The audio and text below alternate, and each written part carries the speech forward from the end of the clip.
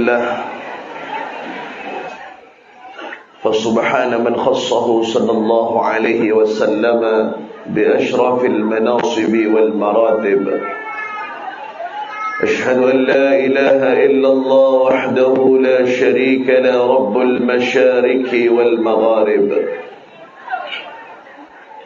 وأشهد أن سيدنا ونبينا محمدا عبده ورسوله سيد الأنبياء وأجل الأصفياء وأكرم الحبائب اللهم صل وسلم وبارك وكرم ومجد وعظم وحبب على سيدنا محمد صلاة وسلاما دائمين متلازمين يأتي قائلهما يوم القيامة غير خائب سبحانك لا علم لنا إلا ما علمتنا إنك أنت العليم الحكيم رب اشرح لي صدري ويسر لي أمري واحلل عقدة من لساني يفقه قولي اللهم بحق سيدنا محمد يا سلام سلمنا والمسلمين والحاضرين بحق سيدنا Muhammad. Segala puja-puji syukur kita diberikan rahmat dan kasih sayang oleh Allah, berkumpul di salah satu tempat yang paling istimewa di atas dunia, bahkan lebih utama daripada dunia dan seisinya. Kita berkumpul di salah satu tempat naungan yang paling aman, yang paling nyaman, yang kita semuanya di dalam naungannya dan kasih sayangnya. Maka di saat kita duduk di salah satu rumah Allah seperti Masjid Babul Mukminin pada kesempatan ini, kita ini harus pandai-pandai mengkondisikan diri kita. Kita harus tahu dan mengerti bahawa yang memantau kita ini sampai kita wafat nanti adalah Allah. Allah memantau keadaan kita, melihat daripada kita semua yang hadir pada saat ini. Apalagi kita hadir di dalam rumahnya. Tentunya tidak ada kalimat pembicaraan ataupun ucapan yang kita keluarkan dari lisan kita kecuali hanya berzikir, hanya bersolawat, hanya memberikan nasihat antara satu dengan yang lainnya, menjauhkan daripada omongan pembicaraan yang dapat mengurangi pahala, menjauhkan daripada kalimat-kalimat yang dapat mengundang daripada murka Allah. Maka digambarkan orang-orang mukmin idza hadara fil masjid kas-samak fil ma. Orang beriman itu Bapak Ibuku yang dirahmati dan dimuliakan Allah, manakala mereka berkumpul dalam rumah Allah, itu diibaratkan seperti ikan yang berada di dalam air. Artinya kita melihat ikan akan tenang, aman, nyaman pada habitatnya, yaitu air. Terlepas itu mau air tawar, air laut, yang terpenting air, itu adalah habitatnya ikan. Dia akan merasa aman karena tidak ada yang mengganggunya, karena itulah habitat yang sebenarnya. Maka orang-orang mukmin, manakala mereka masuk ke dalam rumah Allah, mereka tentunya mencari keamanan. Setelah keamanan mereka dapat, mereka akan mendapatkan rahmat dan ampunan daripada Allah, dan itu pasti. Makanya di saat kita masuk ke masjid, Bapak Ibu, kita diajarkan oleh Nabi kita Muhammad, apabila engkau masuk masjid, langkahkan kaki kananmu dan kau membaca Allahumma iftahli abwaba rahmatika. Ya Allah, bukakan bagiku pintu daripada rahmat dan keberkahanmu. Setelah itu, fala tajlisu hatta yusalli rak'atin, jangan kau duduk dulu sampai kau melaksanakan solat tahiyatul masjid. Kemudian setelah itu kau menghadap kiblat. Ini ajaran Nabi Muhammad. Kau menghadap kiblat, hati dan lidahmu hanya berzikir kepada Allah. Hati dan lidahmu hanya mengagungkan nama Tuhanmu. Hati dan lidahmu hanya bersolawat untuk nabimu. Hati dan lidahmu hanya terus mengesahkan dan menyebut kemuliaan daripada nama kekasihnya, yaitu baginda Nabi Muhammad, bahkan Allah Subhanahu wa ta'ala. Tidak ada pembicaraan duniawi yang kita ucapkan di dalam rumah Allah ini. Ini sebagai bentuk takzim dan penghormatan kita kepada sang pemilik masjid yang ada di jagat raya ini, yaitu Allah Rabbul Izzah. Apalagi malam hari ini kehadiran kita dihadiri oleh orang-orang yang mulia, dihadiri oleh para habaib, dihadiri oleh para ulama, para kiai, para orang-orang tua kami yang mulia. Kami mohon maaf, saya duduk di atas. Sebelumnya saya minta izin terlebih dahulu. Kehadiran mereka, para habaib, para ulama, para kiai, kemudian tokoh agama, tokoh masyarakat ini akan menjadi asbab Allah Subhanahu wa ta'ala memberikan daripada kasih sayangnya kepada kita. Di saat kita memuliakan para habaib, yang tadi akhina Al-Ustaz Husain telah menyampaikan, kita memuliakan daripada para habaib itu bukan karena daripada keinginan kita, tetapi keinginan itu didorong atas perintah daripada kekasih kita Nabi Muhammad. Dalam sabdanya, wa ahibbu ahla baiti li hubbi, dan kalian mencintai daripada keturunanku para habaib, anak cucuku, atas dasar cinta, atas kesungguhan kasih sayang kalian kepada diriku, kata Nabi Muhammad. Itu yang mendorong kita mencintai mereka, menyayangi mereka, menghormati mereka. Begitu juga para ulama, para kiai yang hadir di tengah-tengah kita pada malam hari ini. Mereka adalah pewaris Nabi. Innamal anbiya lam yuwarrithu dinaran wala dirhama, walakin warathul ilma. Nabi dan Rasul, bahkan junjungan kita Sayyidina Muhammad, tidak menginginkan mewariskan kepada kita selaku umatnya, bahkan para penerus beliau, yaitu para ulama dan para kiai, diberikan daripada intan berlian, emas dan perak serta kekayaan dunia. Tidak. Bukan karena Nabi Muhammad tidak mampu untuk memberikan itu. Jangankan emas dan intan berlian, Pak. Nabi Muhammad itu pernah ditawari daripada emas, yang Allah memberikan emas itu seluas daripada besarnya bukit Uhud yang ada di kota Madinah. Itu bukit Uhud bukan kecil, lebih kurang 3 kilo panjangnya, lebarnya luas. Itu akan diberikan untuk Nabi Muhammad berupa emas murni, ditolak oleh Rasulullah. Nabi Muhammad, kita punya Rasul, mewariskan ilmu. Kepada siapa ilmu itu diberikan? Kepada para ulama, kepada para kiai, kepada para alim, kepada para asatid dan ustazah. Mereka-mereka yang terus berjuang di dalam agama Allah Ta'ala dengan ilmu mereka. Maka tugas kita terhadap mereka adalah ta'zim dan manut, mematuhi dan mau duduk belajar bersama mereka, para kiai dan ulama kita. Sama-sama kita hormati, kita muliakan guru kita. dan juga para orang-orang tua kami yang mohon maaf tidak kami sebutkan satu persatu, sangat begitu banyak. Tentunya mereka semua berada di hati kami dan berada di dalam doa kami.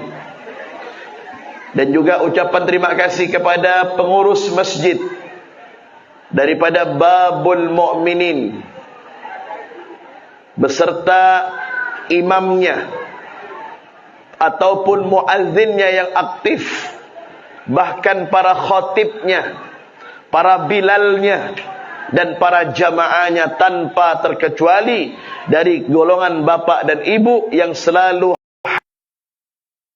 memakan diri mereka untuk memakmurkan Masjid Babul Mukminin, yang kita doakan mereka semuanya di dalam keistiqamaan dan di dalam bimbingan Allah Subhanahu wa taala. Hadirin wal hadirat, Bapak salam. Beliau ini kalau ingin kita kisahkan, maka sampai hari kiamat pun, kata Al-Habib Ali bin Muhammad Al-Habsyi, pengarang dari kitab Simtud Duror, ma yusafi, maka tidak akan bisa tersifatkan, tidak akan bisa diselesaikan cerita keagungan, kemuliaan daripada kanjeng Nabi Muhammad sallallahu alaihi wasallam. Apa kita memperingati Maulid Nabi, dan siapa orang pertama menjadi pelaku daripada perayaan Maulid Rasulullah sallallahu alaihi wasallam. Sehingga dengan pengetahuan kita demikian, kita akan punya modal untuk menjawab dari setiap pertanyaan-pertanyaan orang-orang yang di luar sana, yang terkadang mohon maaf ada sebagian yang mereka tidak mau bermaulid. Namun bukan berarti mereka itu jelek, tidak. Mereka tetap adalah saudara-saudara kita yang harus kita hormati dan kita muliakan.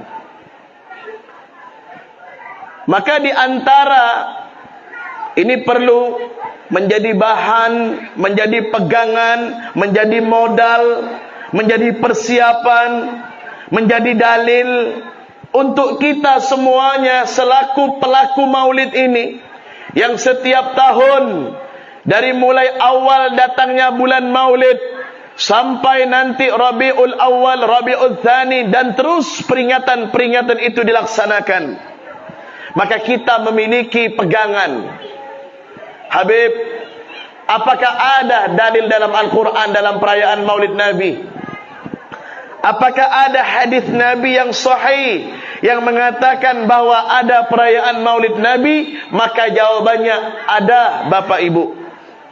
Kalau sudah Al-Quran yang berkata, kalau sudah Al-Quran yang menyebutkan, berarti perkara itu benar. Karena itu adalah wahyu dari Tuhan kita Allah yang maha suci.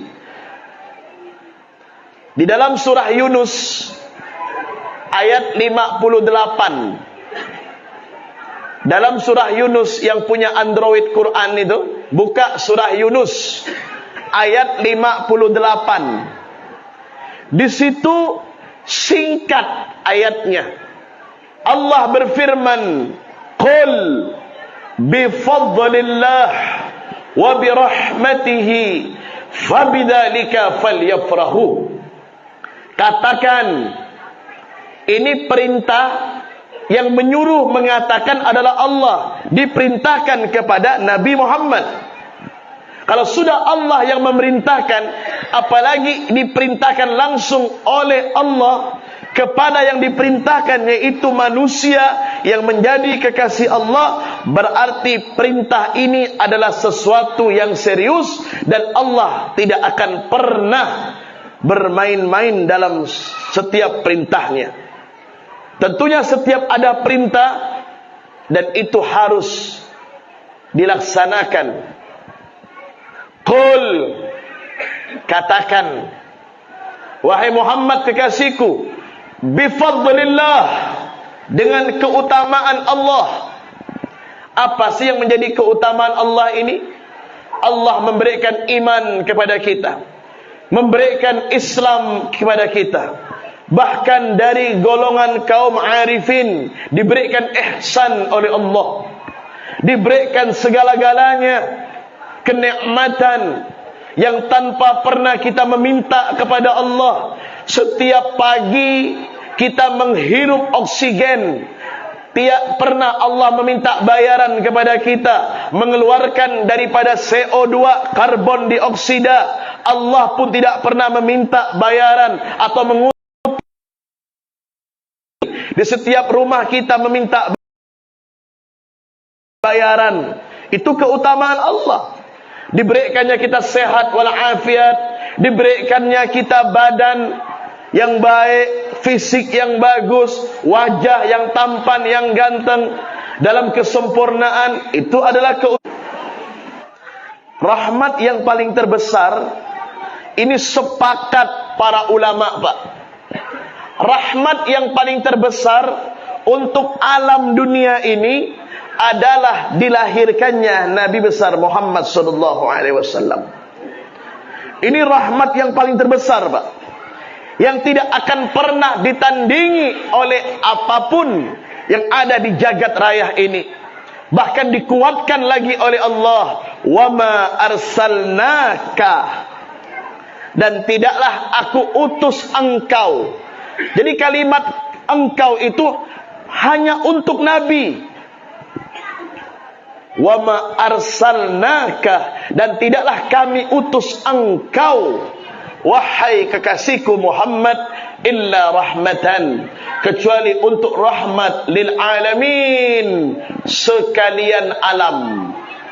Kasih sayang Nabi Muhammad ini bukan hanya untuk manusia, bahkan maaf, untuk binatang, hewan, tetumbuhan, benda-benda yang mati dari langit dan bumi, semuanya mendapatkan percikan daripada rahmat dan kasih sayang daripada Nabi Muhammad sallallahu alaihi wasallam.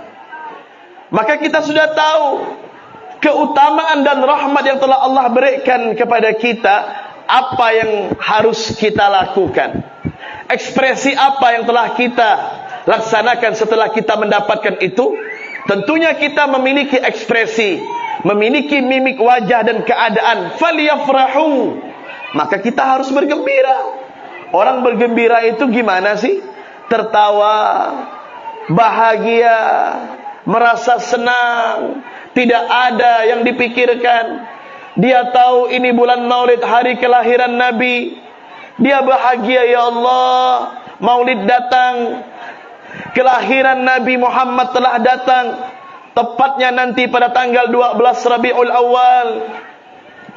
Ya, happy birthday Muhammad sallallahu alaihi wasallam. Selamat ulang tahun Nabi Muhammad. Walaupun itu tidak kita ucapkan, tetapi pekerjaan kita pada malam hari ini, Pak, sebagai bentuk ya syukur kita kepada Allah atas kelahiran Nabi Muhammad sallallahu. Huwa khairum mimma yujma'un, kata Allah. Atas keutamaan dan rahmatku itu lebih utama daripada apa yang kalian kumpulkan daripada dunia dan seisinya. Jadi Nabi Muhammad ini, Pak, adalah satu-satunya Nabi, Bu, yang sangat diidolakan oleh Allah. Manakala kita memuliakan Nabi Muhammad, Allah pasti akan memuliakan kita. Manakala kita mengagungkan Nabi Muhammad, maka kita juga akan diangkat derajatnya oleh Allah berkat kita memuliakan dan mengagungkan Nabi Muhammad. Pak, Bu, ini masih lanjut apa tidak ini? Semangat, masih mendengarkan tausiah? Baik. Coba kita lihat ya, bagaimana saking sayangnya Allah kepada kekasihnya Muhammad. Setiap penulisan kalimat Nabi Adam alaihi salam itu pernah diturunkan oleh Allah dari surga menuju ke langit dunia. Nabi Adam diturunkan tentunya ada sebab yang termaktub di dalam Al-Quran yang kita sudah fahami itu semuanya. Manakala Nabi Adam terpisah dari istrinya yang lebih kurang 300 tahun seorang suami dan istri berpisah tak berjumpa. Nabi Adam di negeri lain, Hawa di negeri lain. Akhirnya dipertemukan di salah satu tempat yang disebutkan dengan Jabal Rahmah, gunung ataupun bukit kasih sayang. Dipertemukan Adam dengan Hawa. Kurang lebih 300 tahun, Pak. Ini ada yang mengatakan 200 tahun, bahkan di bawah itu. Ikhtilaful ulama. Artinya ratusan tahun Nabi Adam tak ketemu dengan kekasihnya Siti Hawa radhiyallahu anha wa arda. Nabi Adam di saat diturunkan dari bumi, dari surga menuju ke bumi, Nabi Adam punya doa, Pak. Rabbana zalamna anfusana wa illam taghfir lana wa tarhamna lanakunanna minal khasirin. Ini doa Nabi Adam, Pak. Rabbana, Tuhan kami, zalamna, kami telah menzalimi diri kami. Zalamna anfusana, kami telah menzalimi diri kami. Wa illam taghfir lana, jikalau engkau tidak mengampunkan kami. Wa illam taghfir lana wa tarhamna, dan tidak memberikan rahmat kepada kami dan kasih sayangmu, lanakunanna minal khasirin, tentunya kami termasuk dalam golongan orang yang merugi. Ini doa ratusan tahun dipanjatkan oleh Nabi Adam. Namun Allah belum menjawab dulu. Kemudian Nabi Adam ingat, ini nih, saking cintanya Allah kepada Nabi Muhammad. Ini jauh sebelum Nabi Muhammad diciptakan. Masih dalam zamannya, masih dalam periode Adam ini, Pak. Jauh sebelum Nabi Muhammad diciptakan. Nabi Adam teringat pada waktu beliau berada di surga. Beliau melihat setiap pilar-pilar ataupun tiang-tiang pintu surga itu tertulis dua kalimat, La ilaha illallah Muhammad Rasulullah. La ilaha illallah, tidak ada Tuhan selain Allah, Muhammad Rasulullah, Muhammad utusan Allah. Melihat di kening bidadari itu tertulis lagi, pancaran cahaya di kening bidadari itu, La ilaha illallah Muhammad Rasulullah. Setiap fasilitas yang ada dalam surga itu tidak terlepas dengan nama Muhammad Rasulullah. Nabi Adam berpikir, Ya Rabb, aku berdoa kepadamu, Ya Allah. Acap kali ku berdoa, namun kenapa doaku tidak terkabulkan dan tidak terangkat, tidak terjawab? Maka Nabi Adam berusaha untuk menyebut nama Muhammad Rasulullah ini. Karena Adam berpikir, tidak mungkin nama seorang digandengkan dengan nama Allah, melainkan ini orang pasti mulia di hadapan Allah. Akhirnya Nabi Muhammad menyebutkan nama Muhammad Rasulullah. Itu langit gemetar, Pak. Langit bergoncang. Jibril turun kepada Adam. Hei Adam, Allah memerintahkan aku untuk turun kepadamu, untuk bertanya tentang satu pertanyaan. Ya Adam, di dalam doamu engkau menyebut nama seorang kekasih Allah yang bernama Muhammad. Kemudian kata Jibril alaihi salam, membawa daripada perintah Allah, walam akhluqhu, aku belum menciptakannya. Aina araftahu walam akhluqhu, dari mana kau tahu aku belum menciptakannya? Maka Adam menceritakan kejadian-kejadian di saat beliau berada di surga. Kemudian kata Jibril alaihi salam, sadaqta ya Adam, kau benar wahai Adam, engkau menyebut nama kekasih Allah Muhammad, kekasih Allah. Maka Allah langsung spontanitas menugaskan aku untuk menyampaikan kepadamu bahwa doamu pada saat ini diangkat oleh Allah, bahkan dosamu diampunkan oleh Allah Subhanahu wa taala biberkati Muhammad, berkah daripada Muhammad. Ini Nabi Adam. Ya, diampunkan dosanya berkah Nabi Muhammad. Karena hanya nyebut nama Nabi Muhammad yang 200-300 tahun Adam berdoa belum dijawab, sekali saja menyebut nama Muhammad langsung diampunkan oleh Allah. Subhanallah. Seekor lebah, Pak. Seekor lebah yang kita bisa menikmati hasil liur lebah itu yang bernama madu, bukan madu ya, Bu.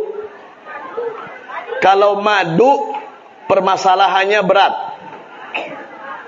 Itu bukan manis, tapi pahit yang dirasakan oleh wanita, betul?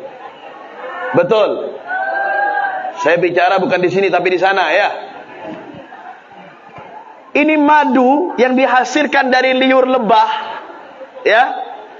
Madu itu pernah terbang menghinggap di satu bunga yang indah. Kemudian Rasulullah lewat. Dengan izin Allah itu lebah mengucapkan salam kepada Nabi. Lebah mengucapkan salam dengan izin Allah. Assalatu wassalamu alaika ya Habiballah. Didengar oleh Nabi. Karena Nabi Muhammad ini punya mukjizat, bisa mendengar suara hewan-hewan yang kecil, seperti layaknya Nabi Allah Sulaiman alaihi salam. Dijawab oleh Nabi Muhammad, alaikis salam. Ya, keselamatan untukmu. Kemudian ditanya, wahai lebah, kata Rasulullah, madumu ini, liurmu ini, begitu banyak yang menikmati dan senang dengan liurmu. Bahkan liur lebah yang bernama madu itu dapat menyehatkan badan. Kenapa liurmu bisa manis dan diminati oleh orang? Apa kata si lebah? Ya Rasulullah, kau bertanya seperti itu. Aku ini mengeluarkan liur sehingga menjadi madu karena manisnya liurku ini sebab aku setiap hari bersolawat kepadamu.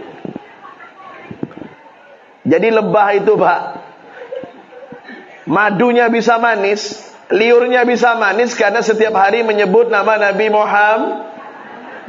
Muhammad. Bagaimana dengan kita umat Nabi Muhammad sallallahu alaihi wasallam? Makanya kalau orang bertanya, apakah perayaan Maulid Nabi itu butuh dalil, Habib? Yang namanya orang cinta enggak butuh dalil. Ihtifalu bil maulidis syarif la yahtaj ila dalilin sahih, walakin yahtaj qalbu sahih. Dengarkan tuh. Perayaan Maulid Nabi enggak butuh dalil yang sahih, walaupun ada dalilnya, ya, tetapi butuh dengan hati yang sahih. Kalau seorang orang itu hatinya sudah benar, Pak, sekalipun enggak ada dalil tetap diterima, betul, Bu?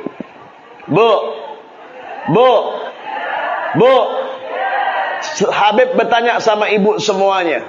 Sampai detik ini jawab yang jujur dari hati nurani ibu, Hanura, hati nurani ibu. Apakah ibu yang sudah punya anak, yang sudah berumah tangga dengan suaminya bertahun-tahun, sampai detik ini ibu sayang dengan suami? Apapun kondisi suami, walaupun suami kita, maaf, sudah lansia, sudah tua, sudah beruban, sudah tanggal giginya, sudah peka telinganya, tetap sayang. Apakah butuh dalil, Pak? Enggak perlu. Betul, Pak? Kiriran bapak-bapak meturu kapir nak campur. Oh, beda melaju ki. Pak, pertanyaannya sama lebih kurang. Bapak sayang apa tidak dengan istri sampean? Apapun kondisi istri, yang dulunya itu istri sebelum menikah dengan kita baru berumah tangga 1 hari, itu istri kutilang, kurus tinggi langsing. Sekarang punya anak 2, 3, 4, bahkan hampir punya cucu. Itu istrinya tingginya ke samping kanan, ke samping kiri. Kemudian wajahnya tidak cantik seperti dahulu, agak layu. Kira-kira sampean masih sayang apa tidak, Pak? Jujur. Nampak takut dengan su istri ini. Artinya orang sayang nggak butuh dalil lagi. Udah bertahun-tahun perayaan Maulid ini, ya, masih bertanya, adakah dalilnya? Ibaratkan orang yang sudah lama menikah, ditanya lagi, kau ni cinta tak dengan aku, bang? Kau ni sayang tak, dek, dengan aku? Bang, jawaban si bini, aku ni udah kau nikahi, udah kau kawini. Berapa banyak anak yang lahir dari rahim aku ni, bang? Dari mulai lahirnya normal sampai dibelah perut, bang, tak pernah aku ngeluh, bang. Bahkan aku minta anak lagi, bang. Betul? Betul? Enggak perlu dalil. Makanya dikatakan oleh ulama, ihtifal bi maulidis syarif la yahtat ila dalil, walakin yahtat qalbu. La yahtat ila dalilis sahih, walakin yahtat qalbun sahih. Hati yang sahih, hati yang benar. Ya. Itu dari Al-Quran, Pak, yang tadi saya sampaikan. Sekarang pelaku pertama perayaan Maulid ini siapa? Ini masih terus apa tidak ini? Ini kalau ada kopi kental mantap ini. Allahumma shalli ala Muhammad. Allahumma shalli ala Muhammad. Ya habibal qalbi, ya khairal baraya, ya li jita bil haqi rasulal hidayah.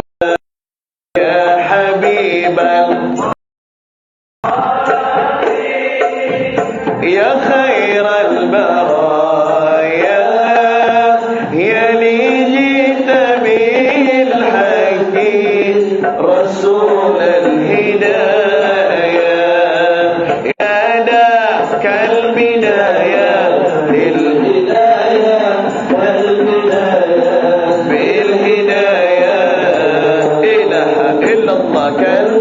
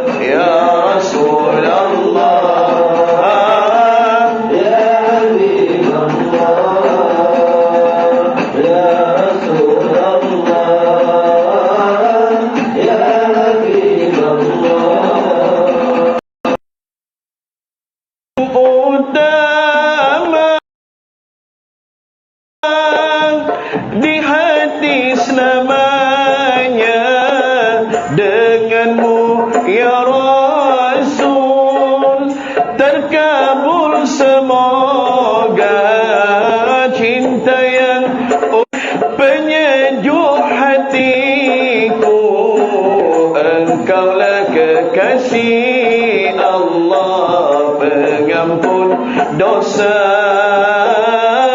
salawat serta salamku hanya untukmu.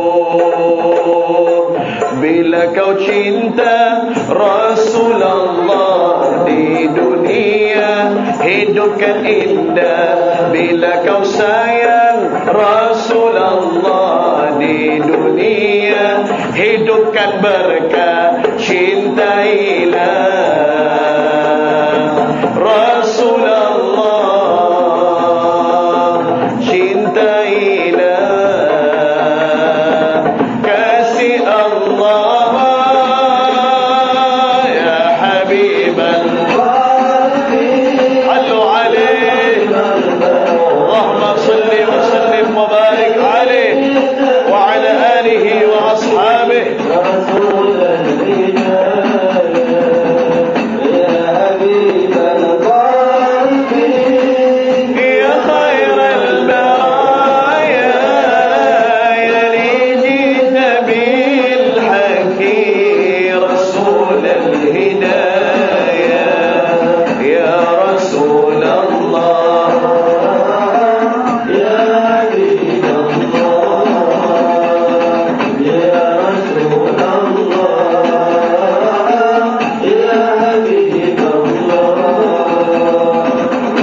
Yang kedua, pelaku maulid. Siapa orang yang pertama kali di bumi ini yang menjadi pelaku maulid? Lagi-lagi kita kembali kepada dalil. Katanya kepengen dalil.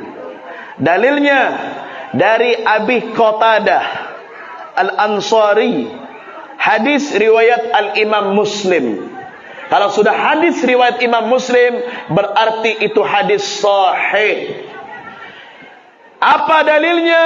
Rasulullah sallallahu alaihi wasallam ditanya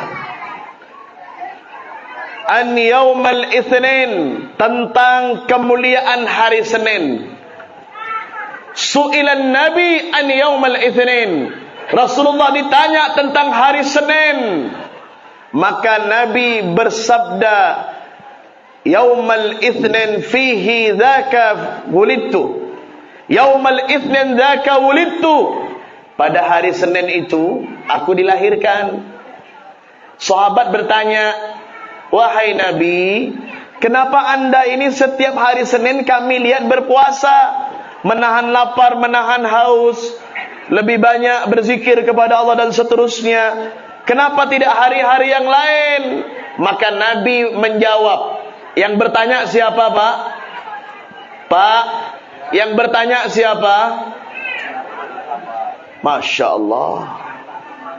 Ada orang dengar ceramah ngangguk-ngangguk. Ada orang dengar ceramah nunduk, khusyuk seolah-olah. Tapi kalau ditanya, apa ya? Maka tunduknya orang dengar ceramah tu, ada yang betul-betul khusyuk, ada kerana ngantuk.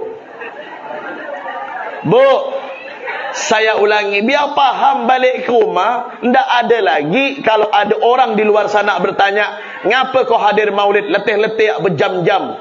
Ya, kau nunggu bacaan maulid tu. Ya, barulah terpekik-pekik dengan serakal, dengan pukulan hadrah apa dalam masjid. Untung tak yang ceramah tu lumayan lawa tak? Allahumma salli ala Muhammad. Itulah buat aku betah, kata ibu-ibu. Jangan salah niat tu, Bu. Antara banner dengan orangnya beda, Bu. Kalau ini banner yang dibuat waktu saya masih belum nikah. Kalau sekarang jangan nak coba-coba. Ini saya live streaming, orang rumah saya nonton sana ni. Ya. Pak, yang bertanya siapa? Sahabat Nabi. Ditanya kepada Nabi, kata para sahabat, kenapa anda berpuasa setiap hari Senin? Nabi menjawab, setiap hari Senin aku dilahirkan. Dan setiap hari Senin wa fihi unzila alayya, dan pada hari Senin aku diangkat menjadi nabi dan rasul, serta diturunkan Al-Quran kepada nabi pada hari Senin. Alhamdulillah. Masya Allah. Mudah-mudahan panjang umur, sehat walafiat. Allah kita doakan masuk surga. Amin.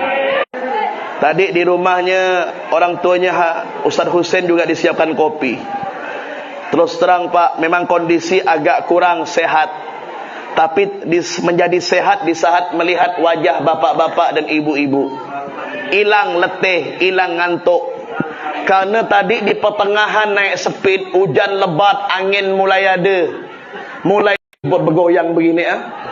Untung doanya daerah Teluk Batang ni kuat. Akhirnya sampai kak. Seandainya bergoyang di tengah-tengah, ya Allah, tak sampai saya. Mungkin besok baru sampai. Besok tak ada lah dong datang sini. Allahumma shalli ala Muhammad. Nabi ditanya, lima tasuma yaumal itsnin ya Rasul? Kenapa anda berpuasa pada hari Senin? Zaka wulidtu, di hari itu aku dilahirkan, kata Nabi. Berarti ini dalil sudah jelas. Orang pertama kali yang merayakan hari kelahirannya adalah Nabi Muhammad dengan cara berpuasa. Yang kita lakukan pada saat ini juga benar, Pak. Oh, Pak. Yang kita lakukan pada saat ini juga benar. Apa yang salah? Kita kumpul di masjid dapat pahala iktikaf. Kemudian kita dengarkan lantunan Al-Quran. Setiap hurufnya Allah berikan 10 ganjaran. Setelah itu kita dengar sambutan dari panitia sebagai silaturahmi. Yang tadinya tidak kenal dengan panitia menjadi kenal. Mendengarkan nasihat agama dari Habib, dari Ustadz. Yang sebelumnya tidak kenal menjadi kenal. Apa yang salah? Nanti ada keluar makanan berupa kue. Tentunya makanan antara yang datang dengan penceramah beda. Makanan penceramah khusus. Makanan yang hadir sama ya, pakai kotak. Kalau penceramah pakai piring. Yang biasanya yang hadir lauknya 3 jenis, yang penceramah bisa 7 jenis. Kadang-kadang kula engak mon matura. Pak, engki sini minta mohon maaf ni. Kalau di Pontianak anda tahu di sini ya, Kiai Badri Seporana Kiai. Di Pontianak mon beda acara cocokan Pak. Masya Allah. Cocokan malam pertama Maulid Bu. Yang namanya mobil tu Bu penuh dengan buah-buahan. Saya bilang dengan bini saya, dek, kita jangan nak belanja lagi lah. Lauk penuh dalam kulkas 3, kulkas 3 penuh. Kadang-kadang meluap lauk tu bagi dengan tetangga. Besok tetangga datang, ada lagi babe, kata dia. Itu berkah Maulid. Betul tak? Jadi yang disedekahkan oleh orang acara Maulid ni untung. Tadi hadisnya sudah disampaikan. Dari perkataan salah satu imam tadi disampaikan oleh Al-Ustaz Husain tadi. Itu jelas sudah. Jadi tidak ada ruginya. Siapapun yang mengeluarkan konsumsi, biaya, bahkan mempersiapkan acara Maulid pada malam hari ini. Gampang narik foto saya ni, entah berapa kali edit ya lah. Dicari yang pas.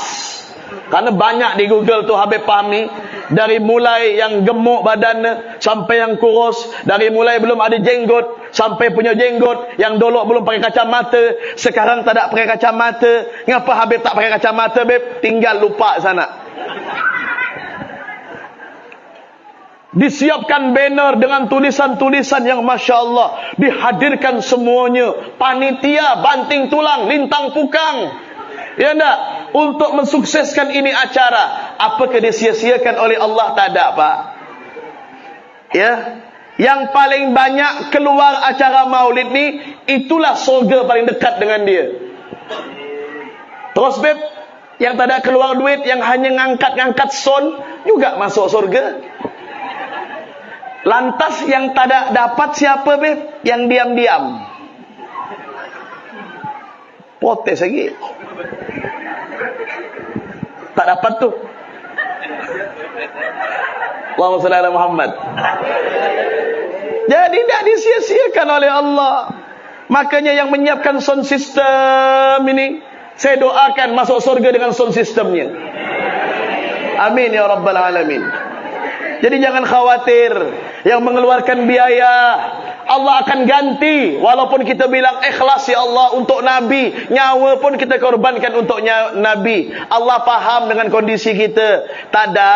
Memang kau ikhlas wahai hambaku, tapi ini sebagai rasa bahagiaku kepada kalian karena memuliakan Nabiku Muhammad. Maka semua biaya yang telah kau keluarkan untuk perayaan Maulid Nabi akan diganti oleh Allah Subhanahu wa ta'ala.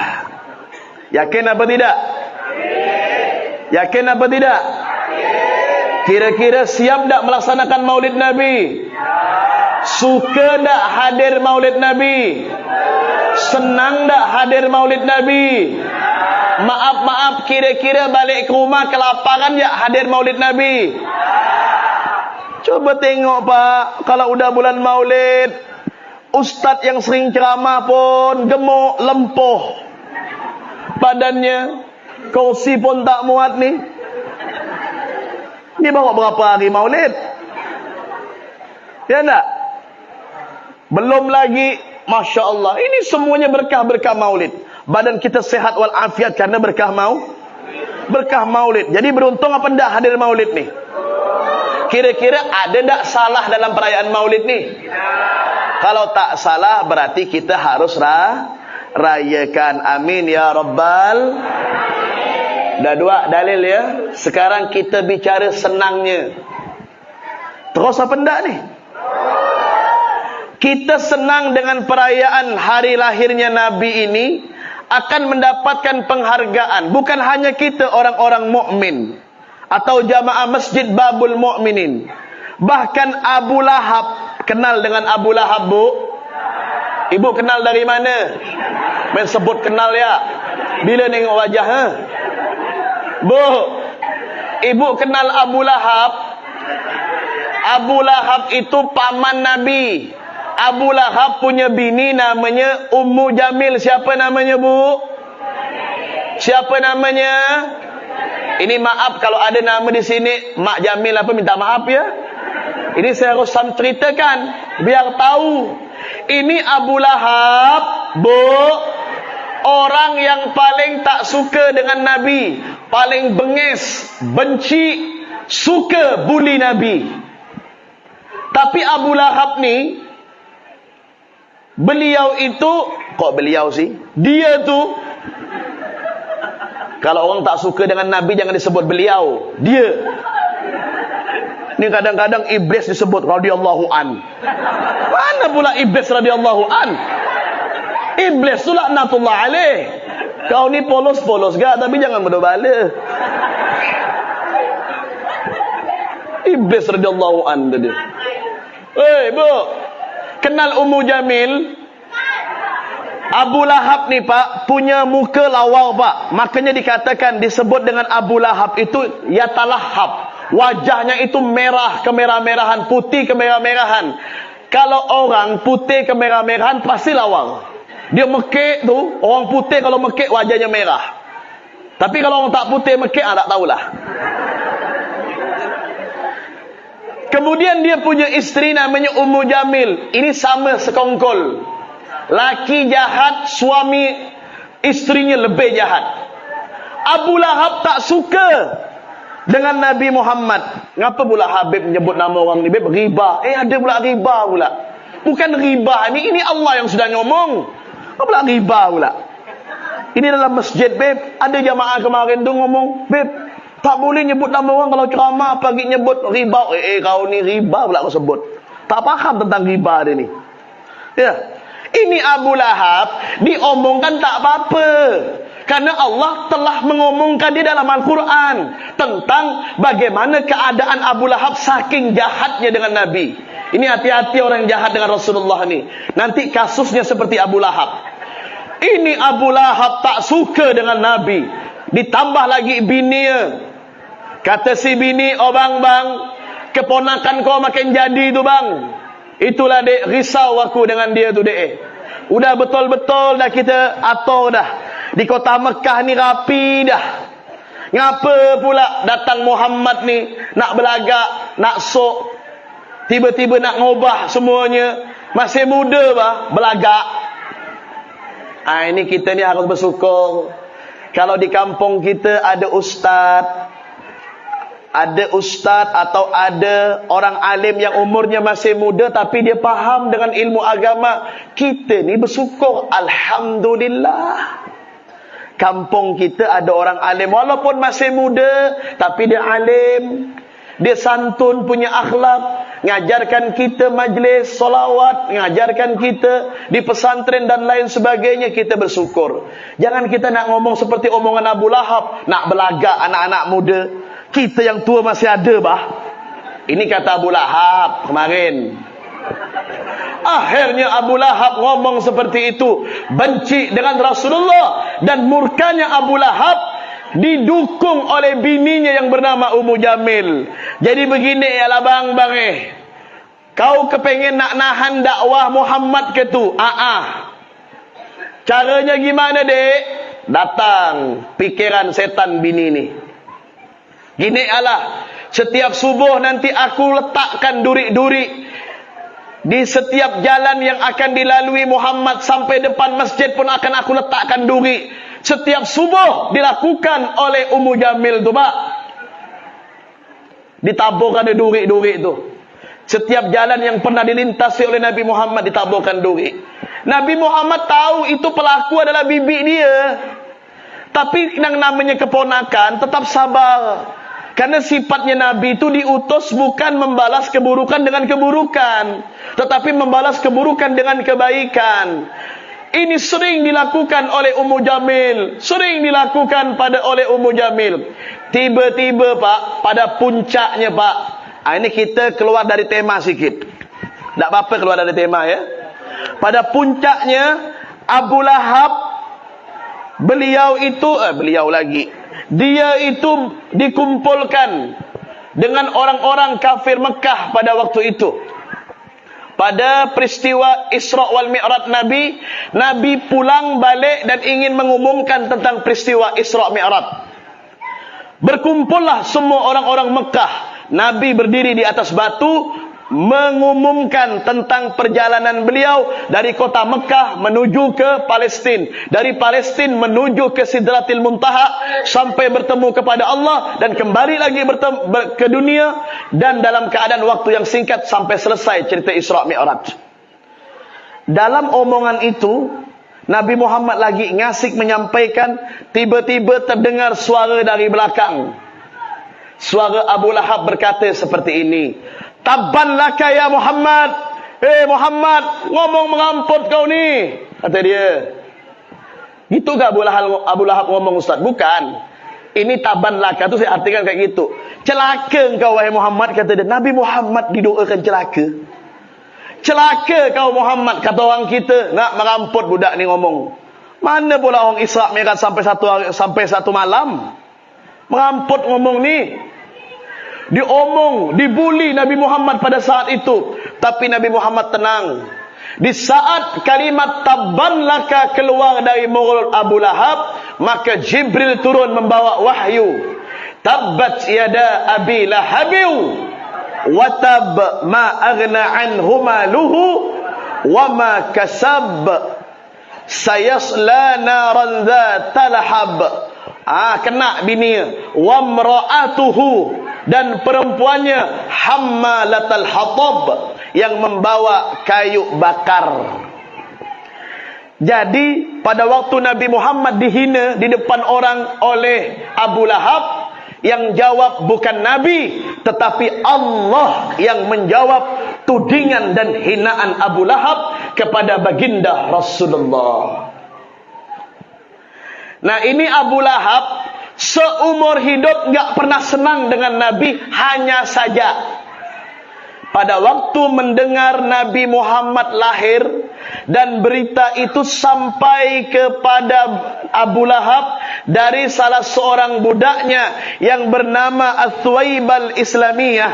Suwaibah Islamiyah menyampaikan kepada Abu Lahab, "Wahai tuanku Abu Lahab, Siti Aminah, bahkan Sayyidina Abdullah melahirkan anak yang namanya melahirkan anak kelaminnya laki-laki. Waktu itu belum ada nama, Pak. Bahagia Abu Lahab ni karena senang. Kenapa senang, Pak? Karena orang dolok-dolok, Pak, zaman dolok sebelum adanya Nabi, kalau ada perempuan yang bunting, kasar nampak bunting tu ya. Kalau ada perempuan yang hamil, melahirkan anak perempuan, bapaknya langsung ngambil cangkul, digali tanah, dipendam anak perempuan tu, Pak. Sedih tak ibu? Udahlah capek-capek bawa budak ni, perut besar, lahir dibedamkan dalam tanah lagi. Zaman dulu ya seperti itu. Maka di saat lahir Siti Aminah binti Wahab melahirkan putra mahkota yang disebutkan di saat Nabi Muhammad itu lahir, Rasulullah sallallahu alaihi wasallam lahir dalam keadaan bersujud, sajidan, syakiran, hamidan, ka'annahu badru fi tamamih. Rasulullah di saat lahir beliau langsung bersujud dan maaf Nabi Muhammad lahir tidak terlentang, sehingga kata ulama tidak tampak daripada alat vital beliau. Karena beliau lahir dalam keadaan sujud, sajidan. Kemudian setelah itu beliau syakiran, bersyukur kepada Allah, hamidan, memuji kepada Allah. Ka'annahu badru fi tamami, dan wajah serta badan ini Nabi Muhammad bercahaya, Pak. Dalam kitab Maulid Habsyi disebutkan makhulan, Nabi Muhammad lahir dalam keadaan sudah bercelak matanya, mahtunan, sudah tersunati alat vitalnya, maktu as-surrah, dan terpotong daripada tali pusarnya. Mulia Nabi Muhammad lahir.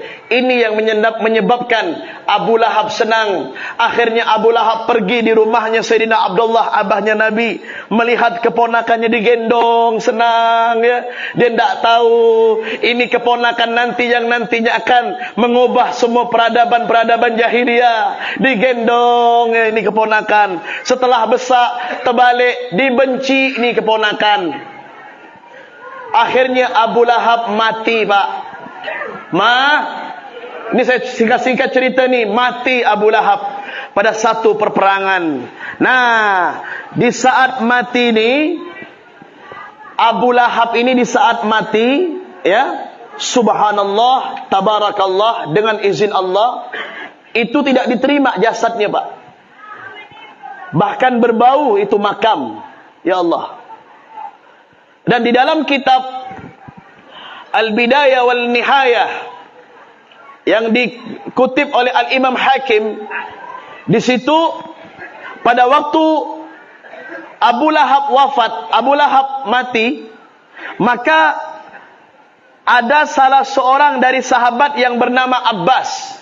Abbas ini adalah paman Nabi. Sayyidina Abbas radhiyallahu an, panglima perang singa padang pasir, Pak, yang membela Nabi Muhammad, pamannya Nabi Muhammad.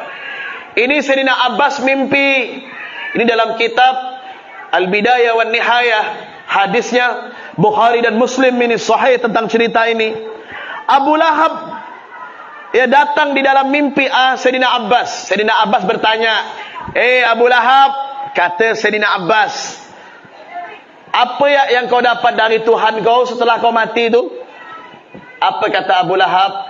Ya Allah, Bas, ya Allah Sayyidina Abbas, aku disiksa terus, hancur badan aku, bahasa orang sini, bonyok aku, habis, kena lebau malaikat, kena pangkung, disiksa, sakit, merintih, terpekik jerit aku dibuatnya, dipangkung dengan besi, ditandangnya.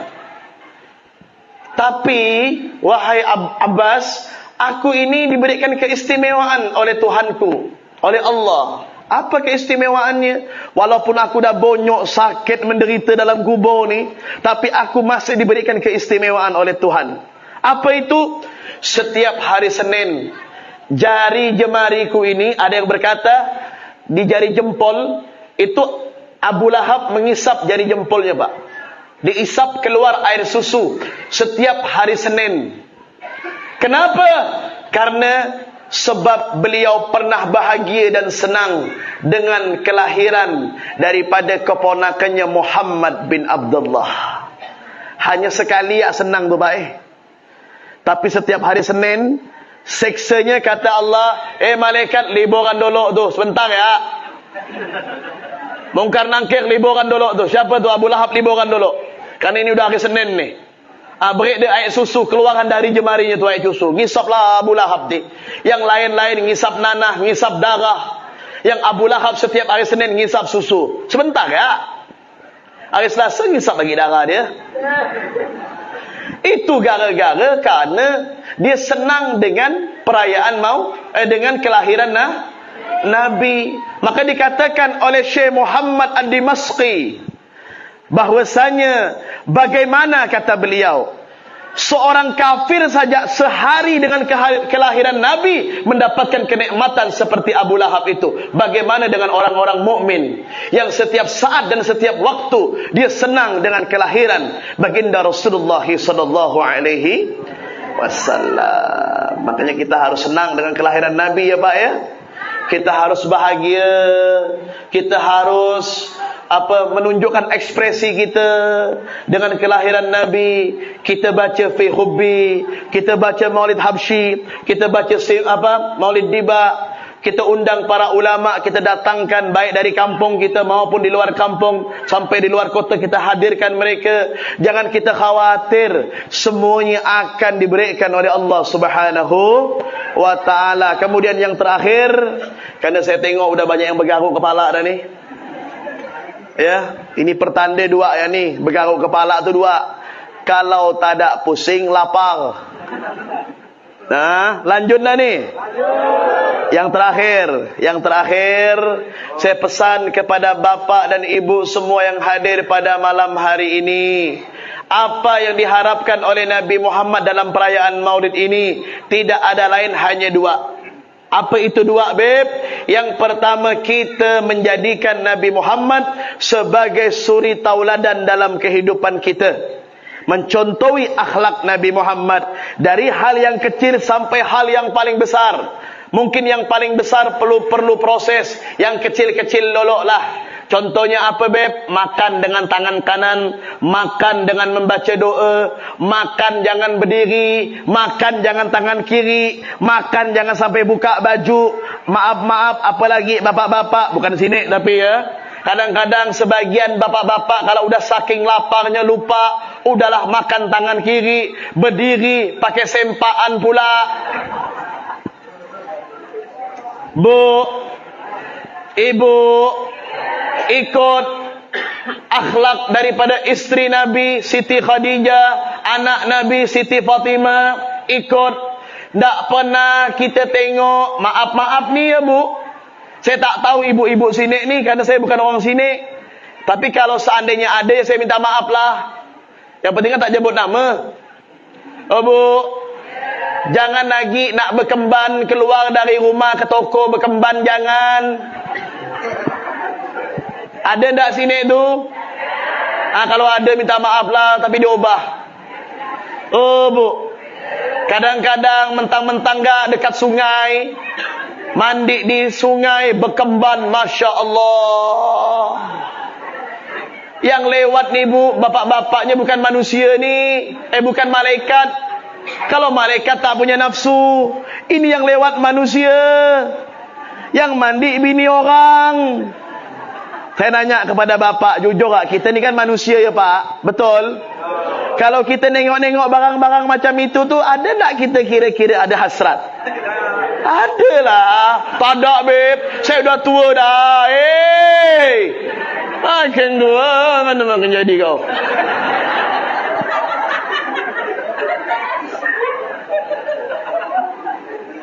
Bu, anak-anak dara kita tolong, adik-adik yang mukanya cantik, yang maaf, bagus badannya, jangan kau keluar sampai berjalan berlenggok-lenggok, susah motor nak lewat. Iya tak? Udahlah tak ada pakai, okey lah tak pakai jilbab, masih anuk lah, okey, belum waktunya, okey, walaupun itu diharuskan. Tapi setidak-tidaknya kau janganlah sampai keluar jalan tu kau berdandan, Masya Allah, yang nengok dia bukan malaikat, manusia. Kadang-kadang orang nengok tabrak tiang, masuk parit, gara-gara nengok penampilan kau tu. Obah semua tu adik-adik, yang ibu-ibu, apalagi yang status sudah menjadi nenek. Jangan gak anak bergaya macam anak muda. Ini ni ya, ikut akhlak Nabi. Kita tak pernah nengok bini Nabi tu mandi di tangga air. Kalaulah mandi, okey Beb, di rumah tak ada WC Beb, okey, mandi tangga air tapi tutup, kembanan tutup, jangan kembanan di bawah sini. Jangankan buaya di bawah tu, buaya di atas pun makin jadi dia. Paham? Oh Pak, ini Bapak nyengir tapi mikir ya. Boleh ketawa tapi mikir nih, benar omongan Habib nih. Kita kadang-kadang makan lupa dengan sunnah Nabi. Ya Allah, dengan pedenya udahlah makan pakai sempak tercongkong pula tu. Pinggan diangkat, wah tangan kiri, wah, apa makan, ya Allah, ya Rahman. Gak jangan apa nih? Jangan begitu, ubah semuanya, ubah. Itu yang diinginkan Nabi, akhlak. Dalam hal apapun, ya.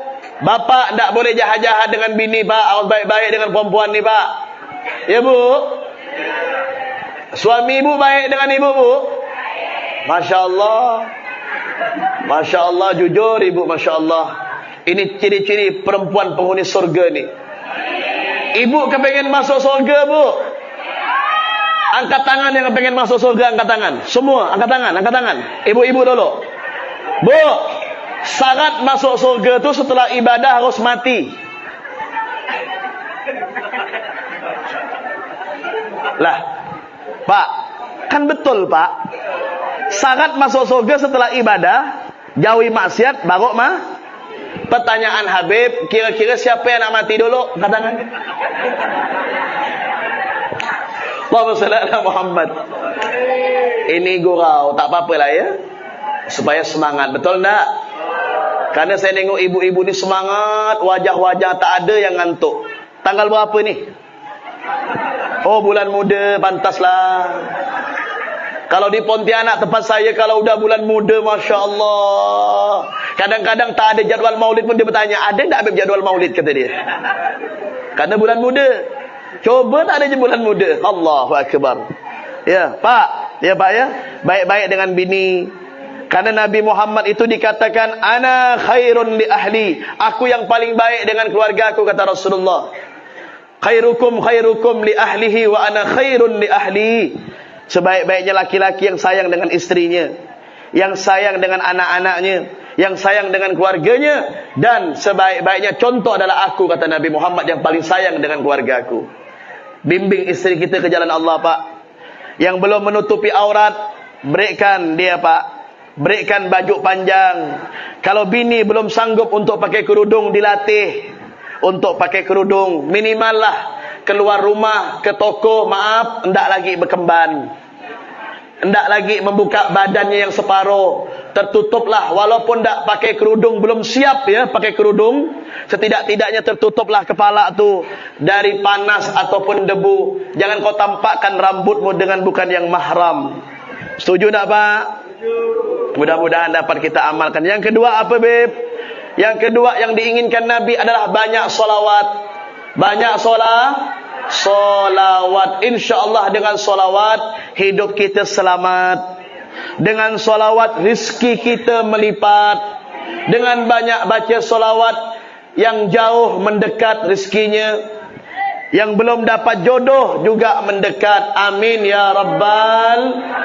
Mudah-mudahan yang dapat saya sampaikan ini insyaAllah bermanfaat. Doakan Habib Fahmi, doakan pondok, doakan kita semuanya. Tentunya kita apa? Allah mak. Pesanan khusus wedang jahe. Wedang jahe. Tadi kan kopi. Ini minuman ini luar biasa. HS 68. Habib Sarip 68. Habib Sarip ini. Oh bukan, HS 68. 60 mili. Ini berapa mili? Tambah ini. Oh habis semua ni. Next Makasih Pak, mudah-mudahan barokah insyaAllah. Jadi itu pesan saya ya. Jadi doakan kita semua, para ustaz-ustaz yang ada di sini, para kiai-kiai, kita doakan semuanya agar mereka panjang umur, sehat walafiat, diberikan keberkahan oleh Allah Subhanahu